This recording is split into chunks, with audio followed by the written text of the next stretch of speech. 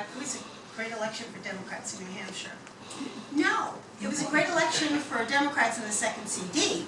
It was a great election for Democrats who ran statewide, but in CD1, it was a blowout for us. Okay, Jeannie lost CD1, and I lost CD1, and everybody who won, even like the executive counselors who won, if they had the same towns and they're running in the same towns, they lost with us. In every town, we went over, we looked at the numbers up and down. They lost with us. We all lost together in the towns that we were going to lose. And so Jeannie luckily had the second CD, thank God, because otherwise we would have Senator Scott Brown right now, and that would be pretty depressing. So luckily we have that second CD. So what sense does it make to put the same resources, or kind of divide the resources equally, and give the towns and the small cities that really have a high number of Democrats the same resources, the same workers, the same everything as they give to the small ones?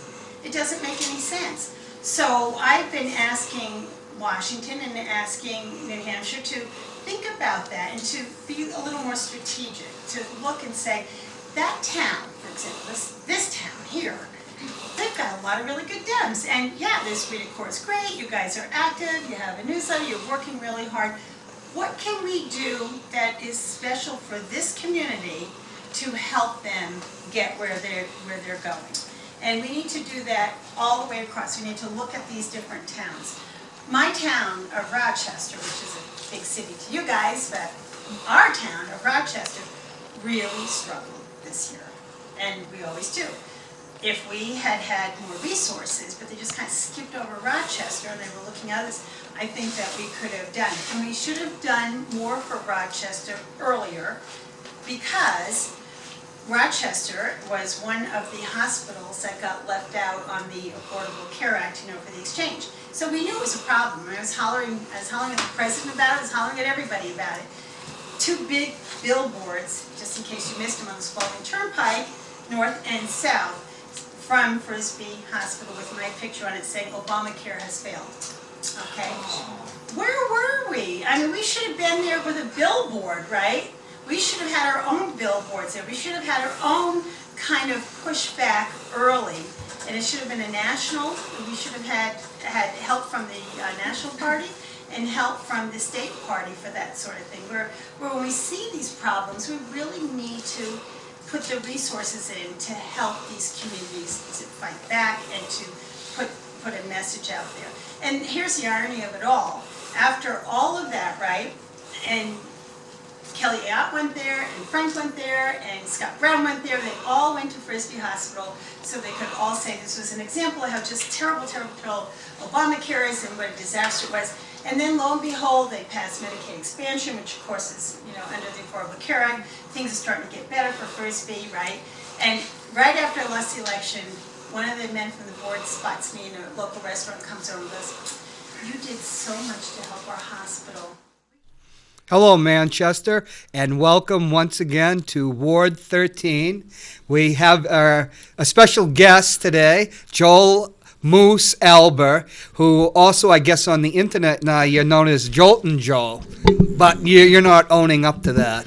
I am not, but but I have a question for you, John, right out of the gate.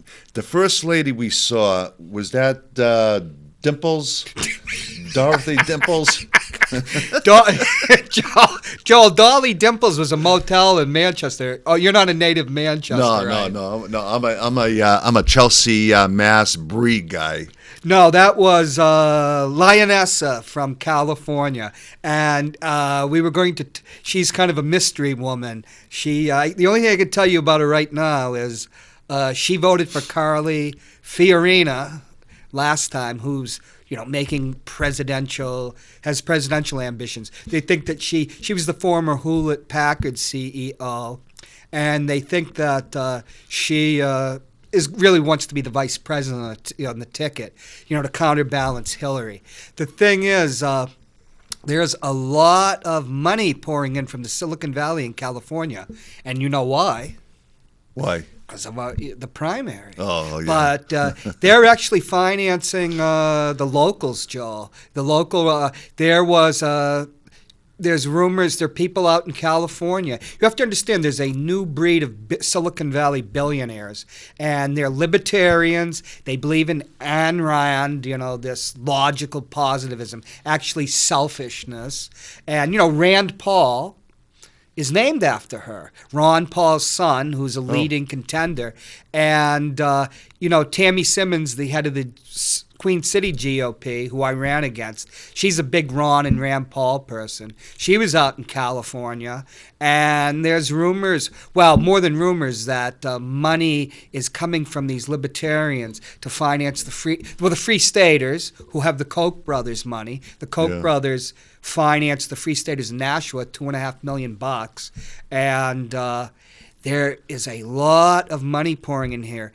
There's a lot of people from out of state because New Hampshire, we pick, to the rest of the country, anybody watching this online, we pick your president. Yeah, we're the first in the nation.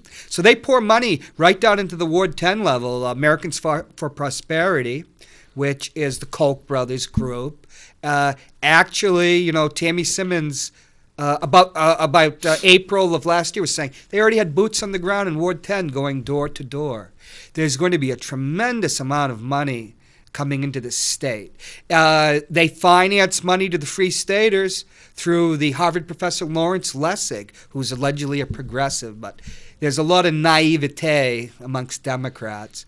And I just showed Carol, I was with her in Northwood yesterday. She was at the Northwood Democratic committee meeting, where it's a small town. There were 13 Democrats there, which is very good considering the city, the size of the town, because only the Manchester City Party only attracts 35 people to theirs.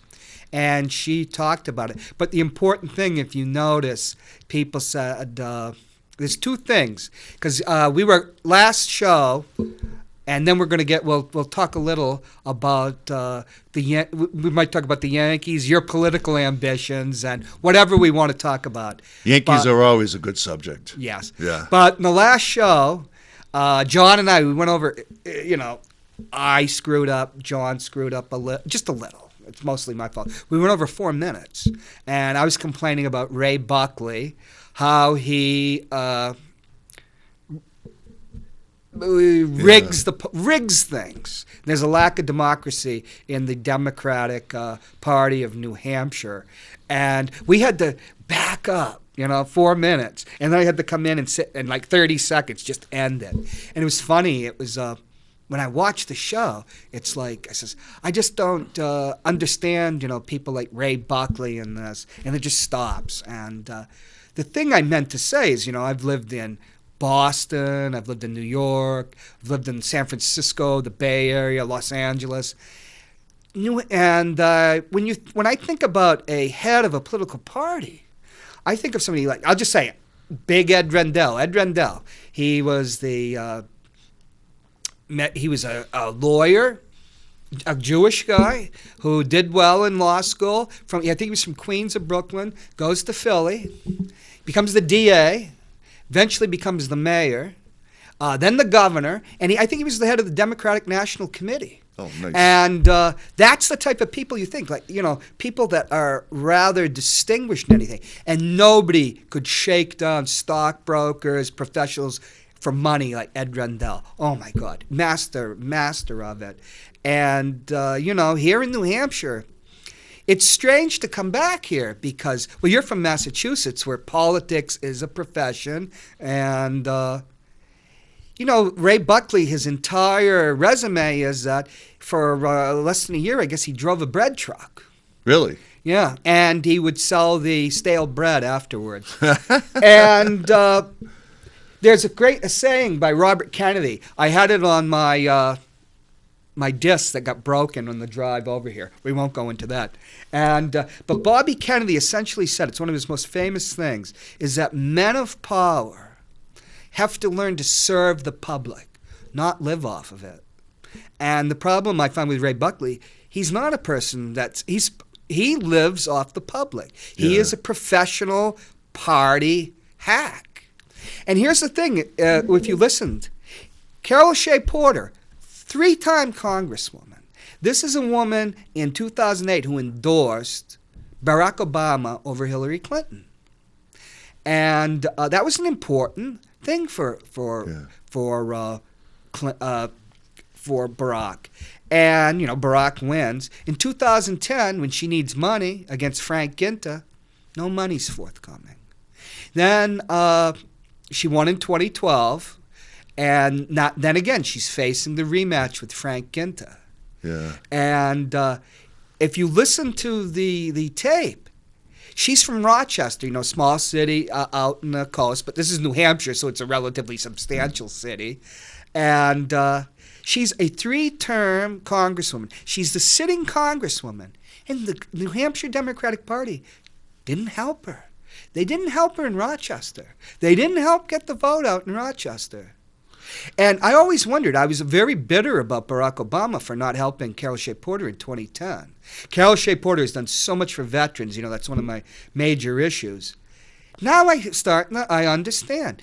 Ray Buckley is on the DNC. He is the vice chair of the Democratic National Committee. That money wasn't going to Carol Shea-Porter because he's vetoing it. Because the thing is, he wants to set up Chris Pappas to become the next congressman. And, the rumor is he'll go down with Chris, be chief of staff for Way, get a K Street job. K Street is where all the lobbyists is. It's just not right. It's just not democratic. I think Chris Pappas is going to run for governor, and then eventually, Congress, and that's what I figure. But see, for Chris, no, he is going to run he's running for Congress. They offered, from what I can understand, and this isn't from Carol or anything. First of all, Carol said she has her shoulder in the door. Carol Shea-Porter is going to run again. She is going to run. She's not going to announce, but she's going to run. But Chris Pappas is going to run too because Ray Buckley wants it.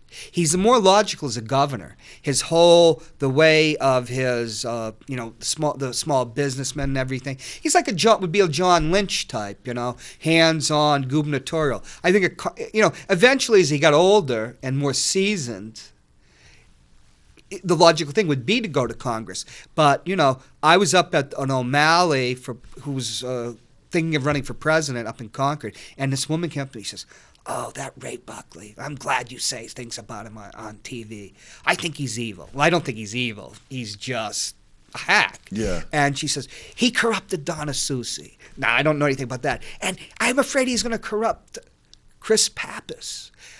He's going to position Chris Pappas to go. And Chris just might lose that. If he can win the primary, he probably lose. I don't know. He's no shoo-in. Well, he's well liked around Manchester, Chris Pappas, right? In the surrounding towns.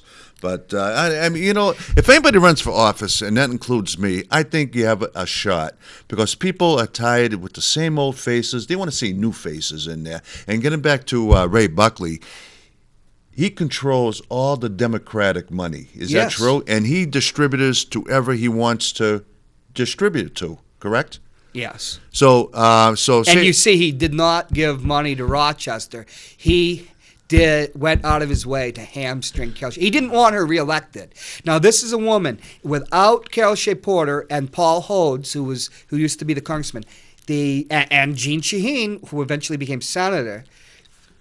The Veterans Hospital would be an utter disaster. So Ray Buckley doesn't care about veterans. He cares about himself. Joel, he makes about at least 15%. Every dollar you send to the New Hampshire Democratic Party, he gets. That's why he drives a Lincoln Navigator. Nice. He's the thing what Robert Kennedy says, a person that is living off of the public. I just find it very offensive because it's like Peter Sullivan said, just drop the pretense that, it's fair. And,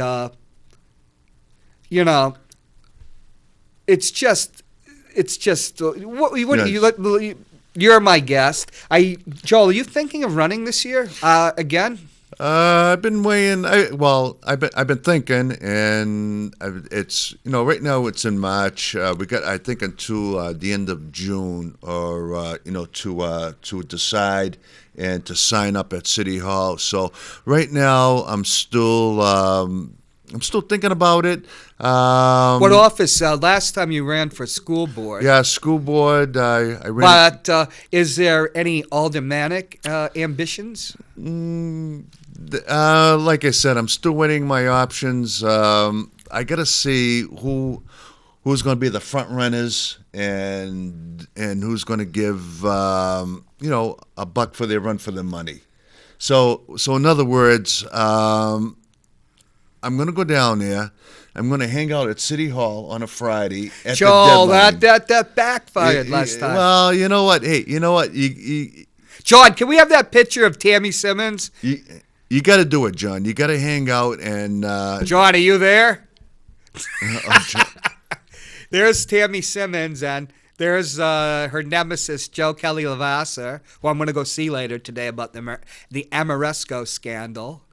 The thing about Tammy is now the head, a failed businesswoman who, outside of New Hampshire, she would not be a political player. She must have run time and time and time again, just like Phil Griazzo. I think Griazzo ran 10 times, and they win on they just keep running and running. They go from when it used to be you elected 8, they'd be not 10th, then 9th. Then they eventually got elected. And then they gerrymandered the Republicans, the districts, and now she's doing her second term. But she's running for office. They're perpetual candidates. Yeah. But that's how, if I would think, you might not get elected even this year. But if you keep going out there, and get your name out there. Well, that's the idea of it. Keep on. That's why all these people keep on running and running and running just to get the name out. Why be coy? Why be coy, Joel? Yeah, but we know there's the Joltin Joel scandal. That's just an inside joke. Oh, geez. Something that you know that that I haven't. Okay. We're not going to show that compromising photo. But there's skeletons in every politician's closet. But I'll guarantee you, Manchester, I'll be out there in the summertime campaigning for myself. But like I said, you got to tune in, and I'm not too sure. School board or alderman. I'm not too sure. Alderman, do you think Roger Beauchamp? We got 5 minutes. Think Roger Beauchamp's going to run against Keith? Keith? We know Keith's going to run. Yeah, Keith is running again. Roger, I'm not too sure about. He's still thinking about it. Now, if Roger didn't run, would you think about running for alderman if Roger didn't run? Because you're now a Democrat. Correct. But you know what? My theory's been that I don't like to see anybody run unopposed. See, that bothers me. So a little competition doesn't, even though that I did get my name out there almost like a year and a half. And, and like you said, you got to run every other year to get your name on the ballot, and then sooner or later, hey, you know what? Change. Let's give this guy a shot, or let's give her a shot, and see what they can do for 2 years. I mean, hey, if we stink or suck, you know what? Don't then don't fight for the person that you voted for 2 years ago. But you like it, don't you? You like running for office. You've got the bug. Yeah, I do. You know what? I like to go to where I live in Ward 12. We go out and, on a nice warm day, especially on a weekend when there's like a lot of garage sales, people out there, and you just go out, you talk to them, you introduce yourself to everybody, and then everything all comes in place. You start talking to them, you hand out your cards, thank you so much, consider me during an election year for either school board or alderman or. But you're running. The reason you're running is because you care. I do. You care about the school system. You're a former teacher. Yeah, former teacher. I taught in Chelsea school systems for about 5 years. So I got the knowledge, I got the background, and I do watch the meetings once in a while on TV. Occasionally I go down and, I go down to the City Hall chambers and watch it, and it's a lot of fun. So a lot of work. Were, as an alderman or a school board, I can see you on the school board, you're looking forward to having Pat Arnold as mayor. Yeah. So to support Pat. Because He cares. Yeah. Cares about the city. Did you see the last aldermanic meeting about Oh my God. Yeah. Amoresco, the lighting. Ted Gatzis. What can Ted Gatzis screw up next? We lost the AmeriCorps, or that job school. We lost the contract to that. He botched the lighting up. It's like Amoresco sent the letter to the alderman. I'm going to go pick it up. I'm going to go see Joe Kelly Levasseur, and like as Joe said, out of the blue, Phillips, which was Gatzis's company, drops their bid by $1 million. $1 million, yeah. But the reason Amoresco isn't suing, filing for an injunction, is I'm sure the word goes out. You do that, you'll never be able to get a city contract again. I tell you, when you go up to Concord and talk to like the Justice Department people about the shenanigans down here, they just shake their heads, Yeah. There's a real need for reform in City Hall. Well, I heard that once when the automatic chambers go into to the when they go in the non-public, back?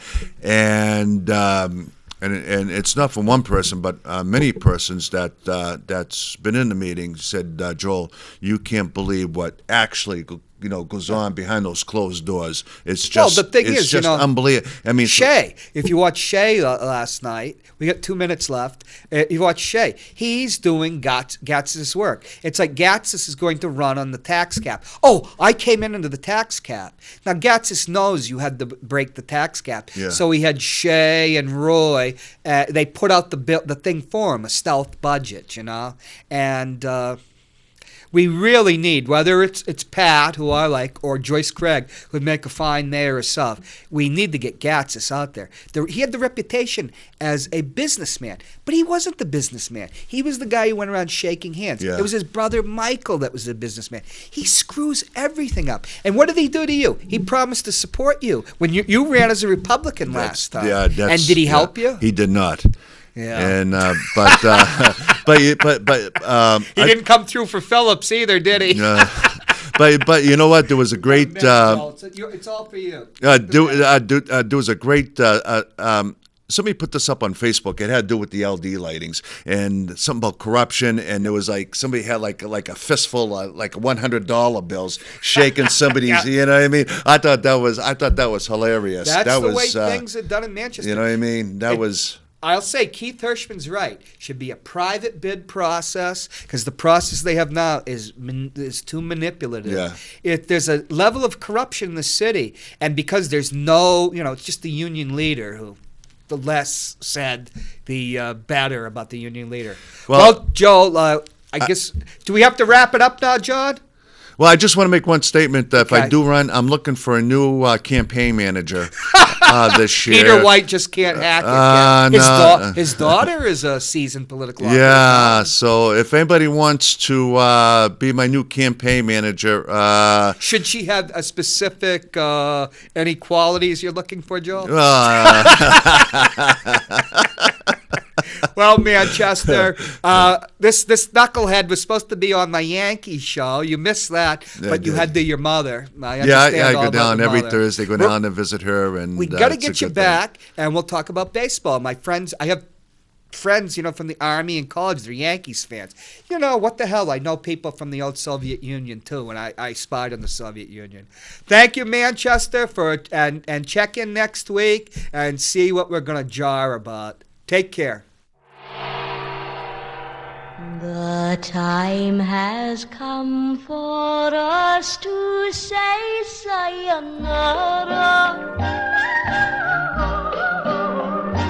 My heart will always be yours for eternity.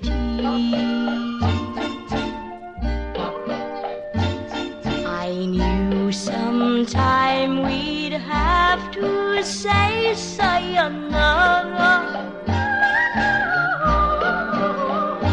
Please promise that you'll be returning someday to me.